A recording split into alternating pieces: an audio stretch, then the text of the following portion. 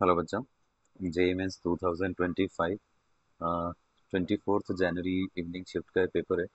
देखो इसमें पूछ रहा है कि दो स्टेटमेंट दे रहे हैं, इनमें देख के बताओ कि सही है या नहीं।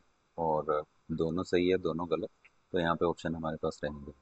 देखो उसने बोला है कि अगर हम ऑक्जेलिक एसिड और केमेनोफोर का टाइट्रेशन कराएं in presence of dilute sulphuric acid, तो वो कह रहा है कि इसको हमें थोड़ा हीट करना पड़ेगा 60 डिग्री तक। बट फेरस अमोनियम सल्फेट के साथ अगर कराते हैं तो हीट की रिक्वायरमेंट नहीं है।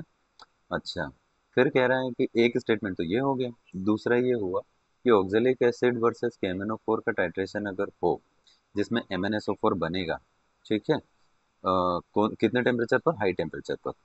तो वो कह रहा है कि ये ऑटो कैटेलाइज होगा किस वजह से? Mn की वजह से, मैंगनीज की वजह से। और अगर हम फेरस अमोनियम सल्फेट लेते हैं तो वो बनाएगा Fe2 पॉजिटिव से Fe3 पॉजिटिव। ये पॉजिटिव है बेटा, यहाँ पे देखना साइन लगा हुआ पॉजिटिव, ठीक है।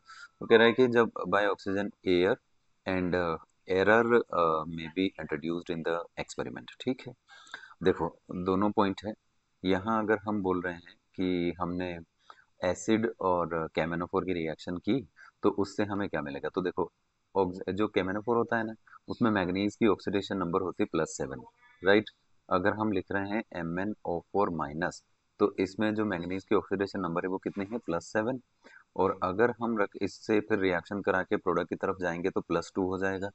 तो यहाँ क्या होता है कि मैंगनीज जो है वो 2 पॉजिटिव में कन्वर्ट हो जाता है, 7 से 2 में आ जाता है। और इसकी वजह से रिएक्शन ऑटो कैटेलाइज होती है, ठीक है।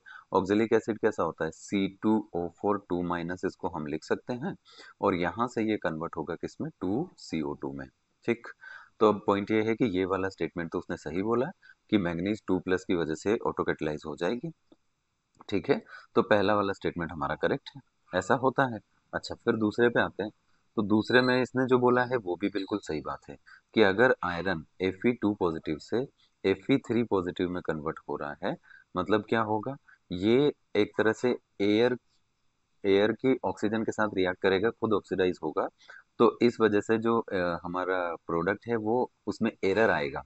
तो ये देखा जाए तो दोनों ही स्टेटमेंट सही है। तो फिर हमारा आंसर कौन से ऑप्शन में आ जाएगा?